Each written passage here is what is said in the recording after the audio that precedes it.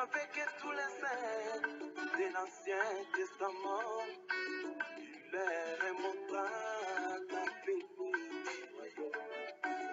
Abraham appela Sarah, venez voir cette cité dont l'architecte, c'est le Seigneur lui-même.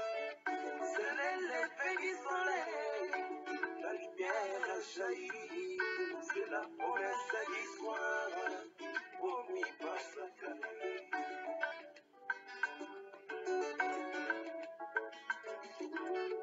Jésus avec tous les saints de l'Ancien Testament, il leur montra la venue du royaume. Abraham appela Sarah, venez voir cette cité dont l'architecte, c'est le Seigneur lui-même. C'est l'effet du soleil, la lumière a jailli, c'est la promesse du soir, promis par Zacharie.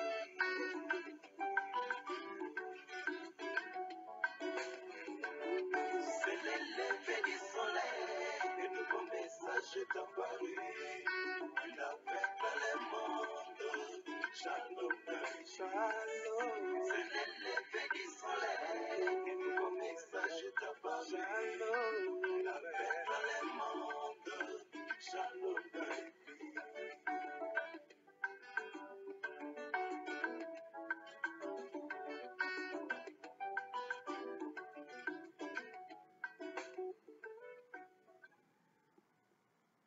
Shalom, peuple de Dieu, que le Seigneur vous bénisse richement. Nous vous remercions une fois de plus pour votre fidélité à votre émission, Le Message de nous. Et nous croyons que ce matin, vous êtes encore nombreux, vous serez encore nombreux au devant de vos écrans, de vos téléphones, pour pouvoir suivre une fois de plus votre émission, Le Message et nous. Et nous vous saluons ce matin au nom du Seigneur, car aujourd'hui c'est un jour très glorieux, un jour mémorable. C'est le 15 mars, c'est le jour où la nuée de gloire est apparue dans le ministère du prophète de Dieu, William Marion Branham.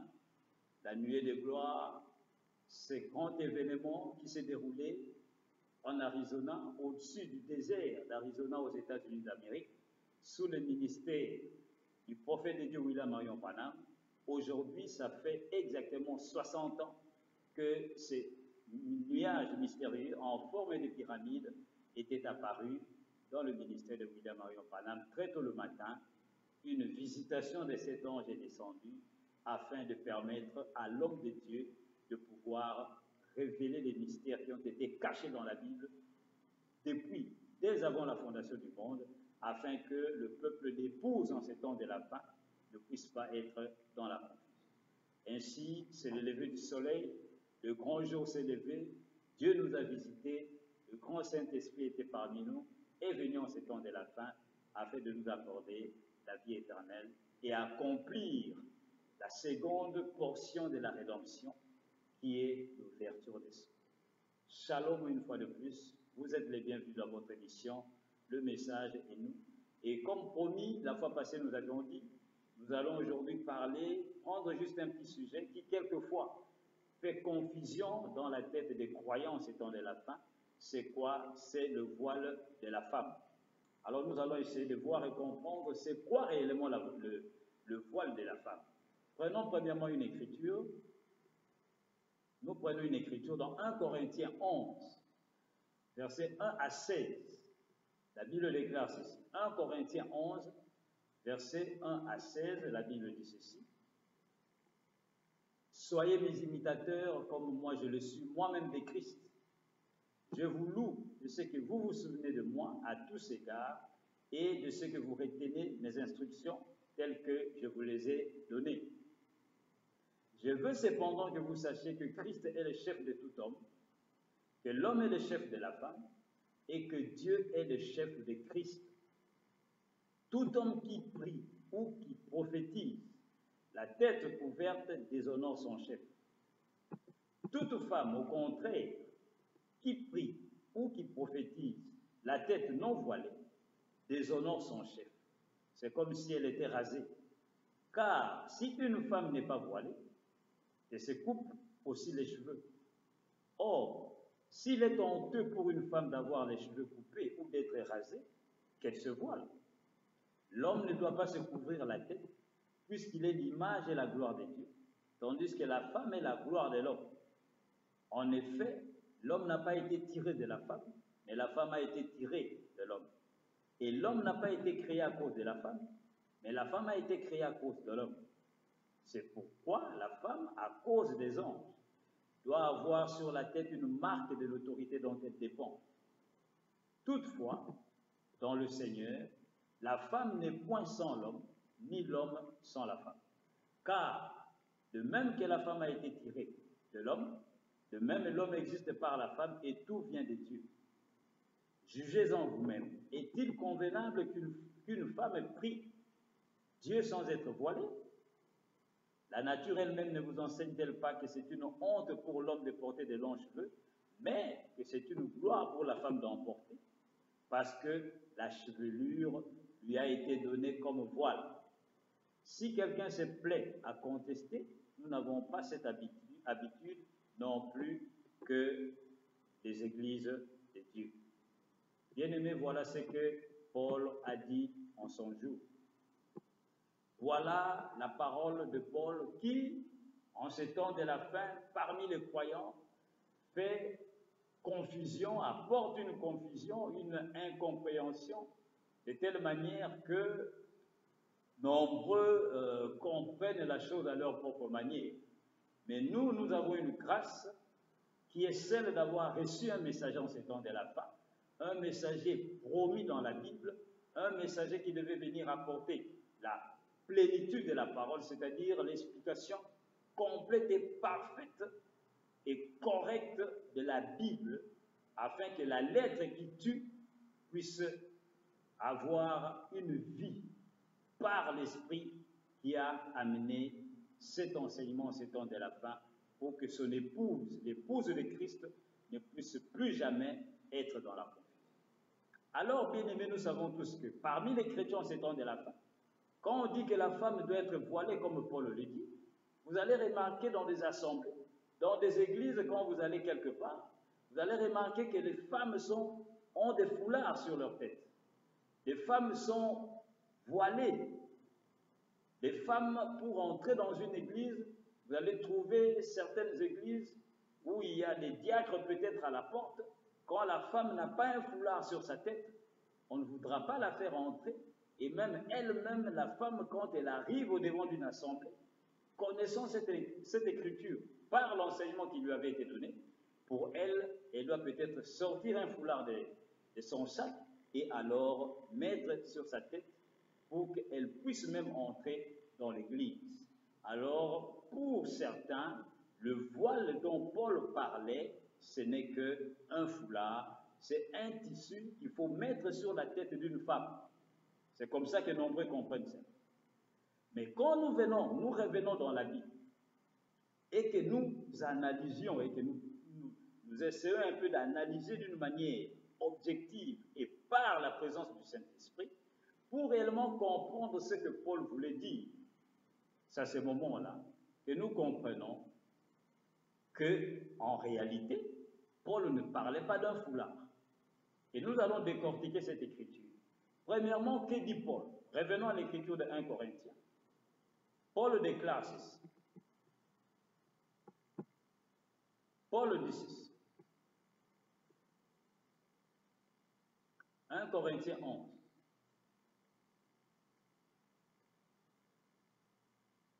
À partir du verset 3, Paul dit ceci. Je veux cependant que vous sachiez que Christ est le chef de tout homme, que l'homme est le chef de la femme, et que Dieu est le chef de Christ. Paul commence maintenant, il dit au verset 4, il déclare ceci.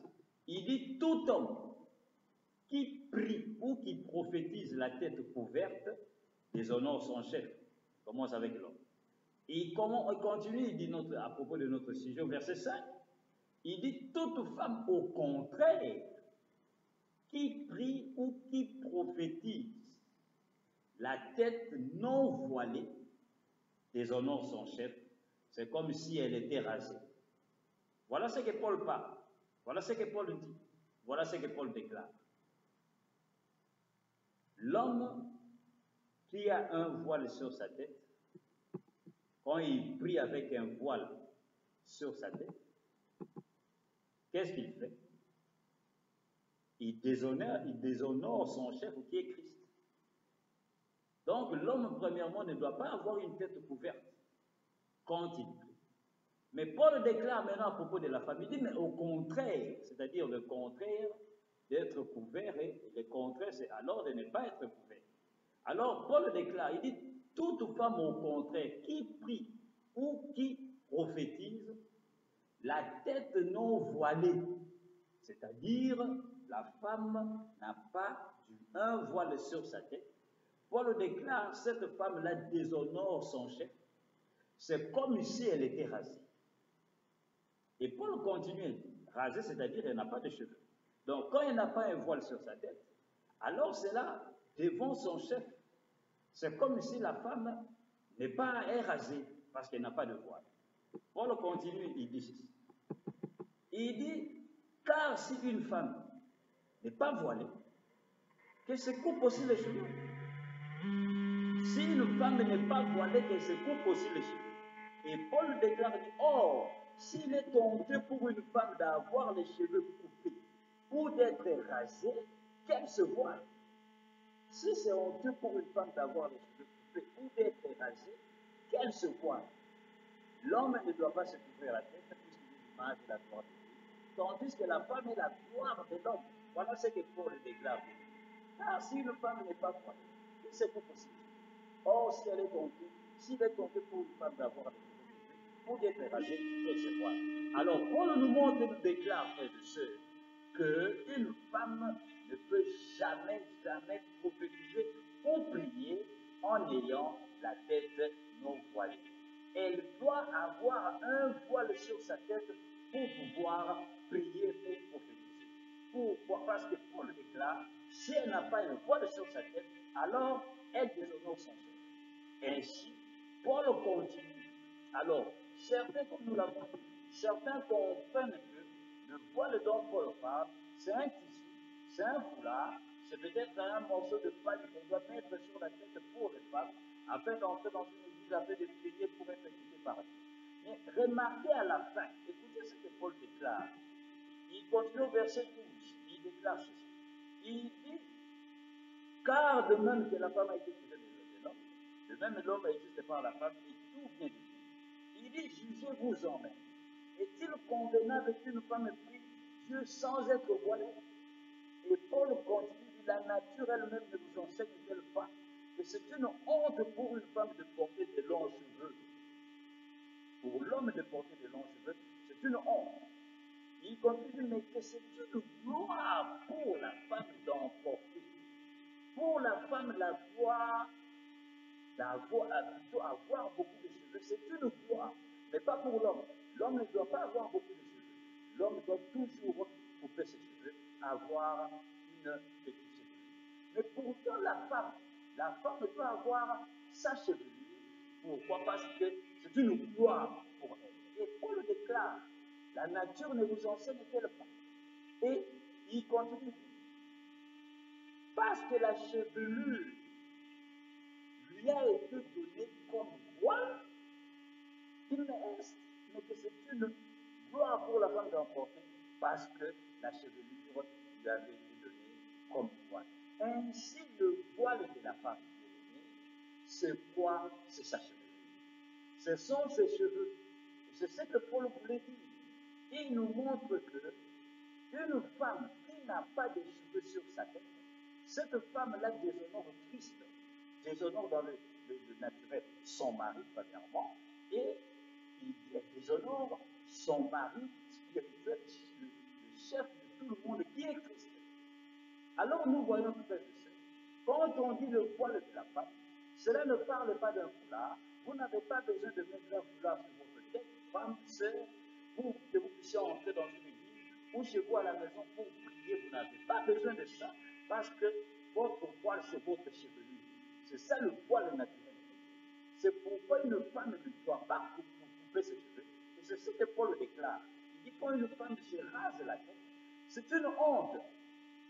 Et la femme ne doit pas avoir la tête rasée parce que c'est une honte. Mais plutôt la femme doit laisser pousser ses cheveux. Pourquoi? Parce que la chevelure lui avait été donnée comme voile. Et nous avons un type frappant, c'est-à-dire un exemple, une prophétie sous forme d'histoire qui avait été donnée dans la vie de Samson dans la Bible. Qui était Samson le David? Samson le David qui était né sous le, comment dire, le vœu de Nazaréa. Lorsqu'il était né, l'ange du Seigneur est descendu dans le livre de Juge pour déclarer à sa mère que cet enfant-là ne devait pas avoir les cheveux coupés, que le rasoir ne devait pas passer sur sa tête. Pourquoi? Parce que Samson, dans le spirituel, représentait quelque chose. Et Samson, la puissance et la force qu'il avait résidait dans ses cheveux. Et Samson avait 7 tresses de cheveux. Sa maman dressait ses cheveux tellement c'était beaucoup, parce que depuis son enfance, depuis sa naissance, sa chevelure n'a jamais été coupée. Et alors, qu'est-ce qui s'est passé? Sa mère dressait ses cheveux, et c'était exactement 7 tresses que Samson avait sur sa tête. Mais Samson le David, en ce temps de la fin, le dernier messager de Abraham nous révèle que Samson représentait quelque chose. Lui en tant qu'un homme, lui en tant qu'un prophète, qu'est-ce que Samson représentait? Écoutez, Frère Branham va nous dire cela dans la prédication.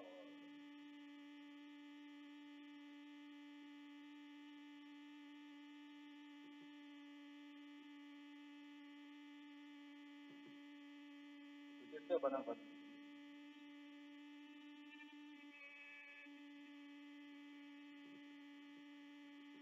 Attendez, je vais trouver cela tout de suite. Samson représentait quelque chose. C'est pourquoi Dieu lui avait dit qu'il ne devait pas couper ses cheveux, parce que la puissance de Samson, la force de Samson habitait dans la chevelure de Samson. Son secret, le secret de son pouvoir résidait où? Résidait dans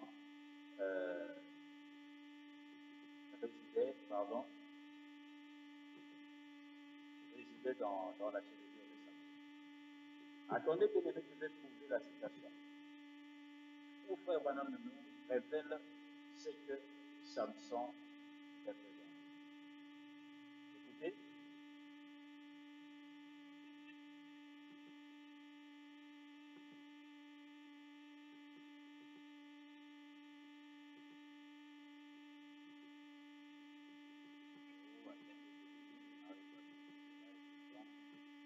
Voilà. Dans la prédication, une église se vide par le monde, prêché le 28 juin 1959 au matin, paragraphe 7, Frère Branham déclare ceci. Il dit ainsi Samson représente de façon bien remarquable l'église d'aujourd'hui. Ah. Samson représente de façon bien remarquable l'église d'aujourd'hui.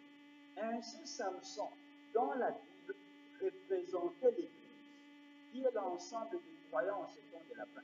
Frère Branham est bien précis, il dit l'église d'aujourd'hui. Et Samson avait 7 tresses sur ses cheveux. Mais la puissance, le secret de la force de Samson résidait dans cette chevelure. Mais qu'est-ce qui est arrivé à Samson? Le jour où Samson a coupé ses cheveux, ou plutôt a révélé le secret qui était caché dans sa chevelure, le secret de sa puissance, et qu'il avait révélé à une païenne, à une femme philistine, à Dalila. Qu'est-ce qui est arrivé? Dalila, cette femme-là, a appelé ses frères, a appelé ses compatriotes, et ils sont venus, et ils ont rasé complètement la tête de Samson, et alors la puissance qui était dans Samson, la force qu'il faisait, il frappait les Philistins, il frappait tous les ennemis d'Israël, cette force-là s'en est allée, et Dieu l'avait quitté. Et Frère Branham déclare que Samson représente l'église d'aujourd'hui. Ainsi, spirituellement parlant, l'Église d'aujourd'hui a aussi une chevelure. L'Église d'aujourd'hui a cette tresse sur sa tête. Mais lorsque l'Église d'aujourd'hui, par l'incompréhension de la parole de ce temps de la fin, va alors révéler le secret qui est caché dans les 7 tresses, le secret de sa puissance, qui fait la puissance de l'Église dans ce temps de la fin, caché dans les 7 tresses de Samson, qui est l'Église aujourd'hui.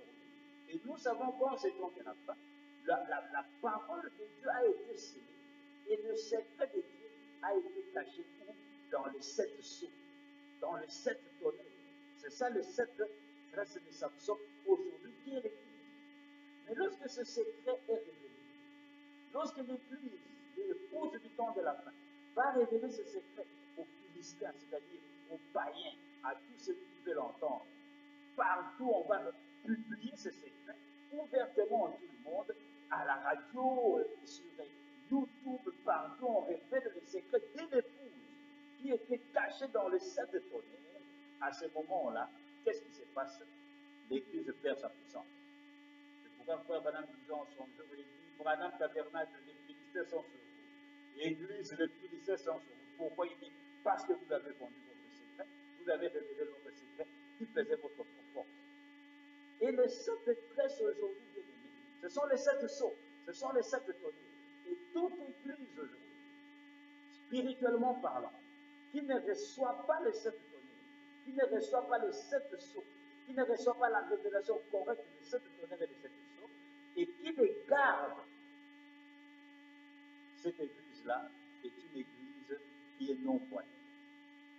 Cette Église-là, ou cette personne-là, car chacun de nous est une Église, cette Église-là, ou cette personne-là, qui ne garde pas les 7 tonnerres, qui ne reçoit pas les 7 tonnerres, qui ne reçoit pas l'ouverture de cette sceau, et qui en garde le secret, cette Église-là est une Église qui prie sans la tête voilée. C'est une Église qui prophétise sans la tête voilée. C'est une Église qui a une tête rasée. Mais pourtant, l'Église doit recevoir les 7 tonnerres, doit recevoir la pierre de paix. C'est pour cette raison, bien aimé, que cette pyramide est apparue. Le nuage blanc en forme de pyramide, ce sont les 7 anges qui sont venus visiter William Marion Branham en ce temps de la fin. Et Frère Branham dit, ça, ce sont les 7 tonnerres qui sont venus chapeauter, coiffer l'Église en ce temps de la fin. L'Église est coiffée par les 7 tonnerres. La pierre de fête qui descend pour coiffer la pyramide qui est l'Église. Alors nous voyons que dans le naturel, le voile de la femme, c'est sa chevelure. C'est pourquoi, sœur, ma sœur, tu ne peux pas couper tes cheveux. À tout moment que tu coupes tes cheveux, Frère Branham déclare, ton mari a le droit de te répondre. Et ton mari spirituel aussi, qui est Christ, à ce moment-là, te répond. Jusqu'à ce que tu vas te repentir. C'est pour cette raison, bien aimé, Frère Branham nous conseille chaque fois, il dit, sœur, laissez vos cheveux tranquilles. Laissez vos cheveux tranquilles, laissez-les comme Dieu vous les a donnés, soyez naturels. Écoutez, Frère Branham va nous dire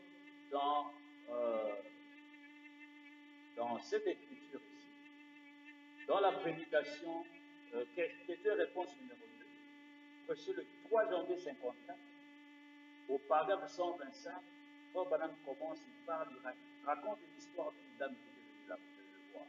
Il dit ceci, question-réponse, deuxième partie, prêché le 3 janvier 54, au paragraphe 125, 126, 120. Frère Branham déclare, il dit que là, le Saint-Esprit n'a pas voulu que j'y aille. Il lui a parlé, il lui a dit que j'étais près de chez elle et que je voulais venir. Et hier soir, en vision, j'ai vu venir cette femme et je lui disais quel était son problème. Et elle a été guérie dans mon bureau il y a quelques instants. Vous voyez, pas vrai, frère Junior, c'est vrai. Il y a juste quelques instants de ça, vous voyez. Dieu n'a pas voulu que j'aille là-bas parce que la chose n'était pas encore au point, vous voyez. Il m'a amené jusque là-bas et c'est là qu'il a confirmé la chose pour montrer que ce n'était pas un homme. Le prophète continue, il dit ceci. Il dit, voyez, bon, elle a dit, frère Branham, mon mari veut que j'aie les cheveux longs. Ah, c'est maintenant la réponse de frère Branham. J'ai dit, Dieu veut la même chose. Ah. La sœur dit à frère Branham, il dit, mon mari veut que j'aie les cheveux longs. Frère Branham dit, Dieu veut la même chose. Il dit, c'est vrai, car les femmes doivent avoir les cheveux longs, c'est leur voile. Il continue, il dit, frère Branham continue, il dit, je sais que nous, les dames, aujourd'hui, ou que vous, les dames plutôt, vous portez des chapeaux. Vous dites que c'est votre voile. C'est faux. La Bible dit que le voile de la femme, c'est sa chevelure. Et si elle coupe ses cheveux, il est inconvénient pour elle de prier. Pas vrai? Ça, c'est l'écriture, voyez.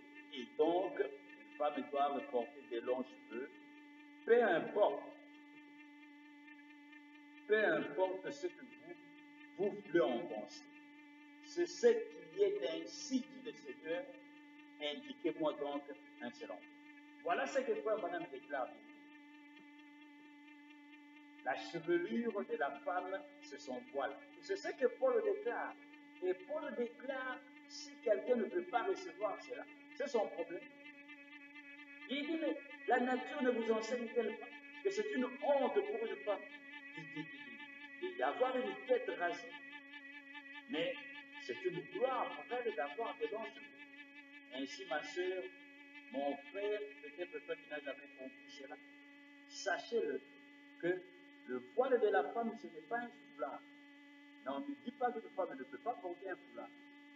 Mais la femme ne doit pas se dire que si je veux prier, je dois porter un voile, ou si je dois aller à l'église, je dois porter un voile. Ça n'a rien à voir parce que son voile, ce sont ses cheveux. Et les cheveux, c'est pour voiler la tête, c'est pour couvrir la tête. La femme doit couvrir sa tête. Et ce que Dieu lui a donné pour que sa tête puisse être couverte, c'est sa chevelure. Ce n'est pas un tissu. C'est pourquoi dans le jardin d'Éden, Ève n'avait pas de foulard. Et Ève allait au devant du Seigneur quand il descendait dans la fraîcheur du soir pour le visiter. Elle allait prier avec son mari. Elle avait de longs cheveux. Pourquoi? Parce que c'est ça le voile de la femme. Ainsi, dans le spirituel bien-aimé, le voile de la femme, c'est la révélation de cette tonnerre. C'est la révélation de cette sceau. C'est la pierre de fête qui est descendue en ce temps de la fin. Et à tout moment, qu'un véritable croyant de ce message du temps de la fin ne reçoit pas la révélation correcte de cette tonnerre, de cette sceau, c'est une femme qui n'a pas le voile. Car le voile de la femme, spirituellement parlant, la femme qui est l'Église, chacun de nous, c'est de croire à la pierre de fête, les 7 tresses de Salomon, de Samson, pardon, qui sont venus dans ce temps de la fin. Et une fois le secret divulgué, vendu aux païens, aux philistins, à tout venant, à tout passant, sachez-le, la gloire des deux vous quitte, l'onction des deux vous quitte.